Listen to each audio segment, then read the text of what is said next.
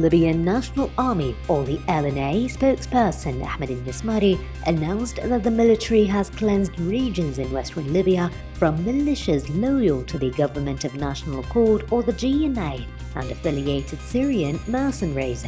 He declared that the LNA, commanded by Khalifa Haftar, cleared the regions of Al-Assa, Rikdalen and Zeltin of GNA militias and Syrian mercenaries who fled from the advance of our brave forces. He thanked the residents for helping secure this victory and restoring their freedom from the clutches of terrorist and criminal groups. Afghani President Ashraf Ghani announced his 21-member team to negotiate peace with the Taliban after months of deliberation, only to have his political opponent rejected as not inclusive enough. Afghanistan's political trouble has impeded each tentative step toward negotiations with the Taliban, which is the next critical step in a peace deal Washington signed with the insurgent group last month. The deal calls for the eventual withdrawal of all 13,000 US soldiers from Afghanistan in exchange for guarantees from the Taliban to fight terrorist groups, including the IS group. Silence prevailed over the sleepless Egyptian capital as authorities began imposing a curfew to contain the outbreak of the novel coronavirus.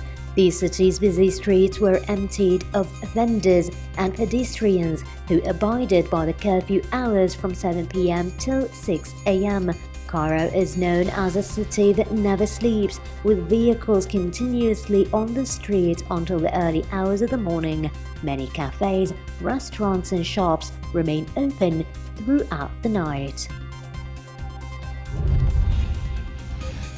As part of precautionary measures to confront the novel coronavirus, the Egyptian government held its weekly session through a video conference. Prime Minister Mustafa Madbouli stressed that holding a virtual cabinet session was a message to the people that the government was abiding by isolation measures to curb the spread of the virus. For her part, Dr. Hala Zayed, Minister of Health, announced that 456 cases were registered until Thursday evening, including 95 recoveries and 21 deaths.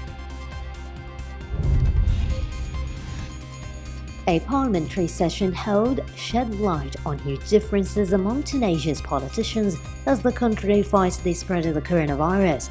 The session was attended by Prime Minister Elias El-Fakhfakh and Ministers of Social Affairs, Finance, Commerce and Traditional Industries, Interior and Health. The dispute between the legislative and executive authorities reached its peak after some parties, such as the Democratic Current, expressed support for the Prime Minister's initiative that enables him to issue emergency decrees without getting Parliament's approval.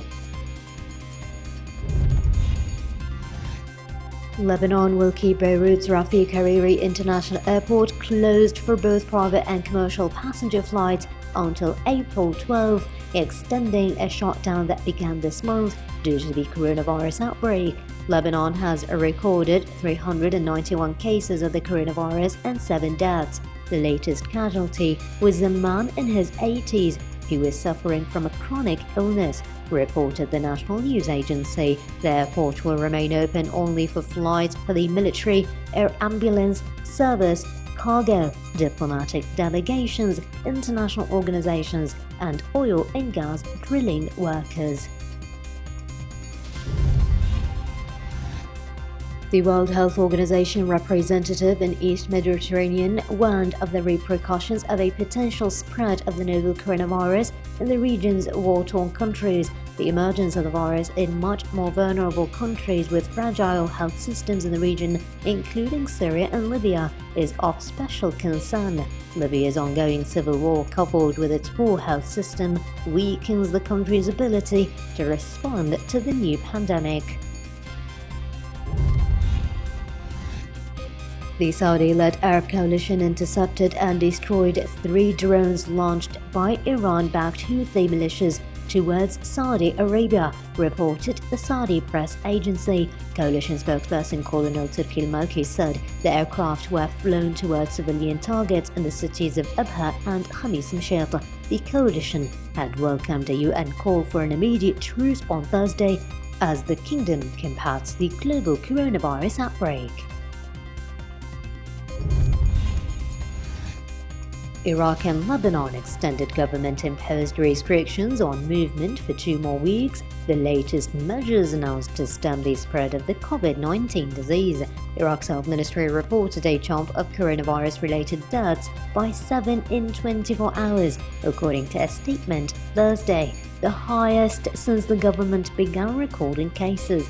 At least 36 people among 382 confirmed infected cases have died. The Iraqis have struggled to adhere to the days-long curfew in place since March 17th, prompting senior Iraqi officials and prominent religious figures to call for the public to stay at home and avoid congregation in crowds.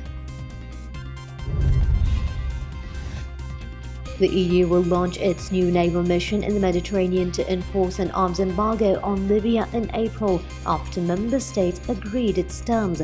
Diplomatic sources said EU ambassadors approved the mission, dubbed Operation Irene after the Greek word for peace, after clearing last-minute objections. The decision followed warnings by EU Foreign Affairs Chief Josep Borrell that the bloc risked becoming irrelevant if it could not act, potentially leaving Libya's fate to Turkey and Russia.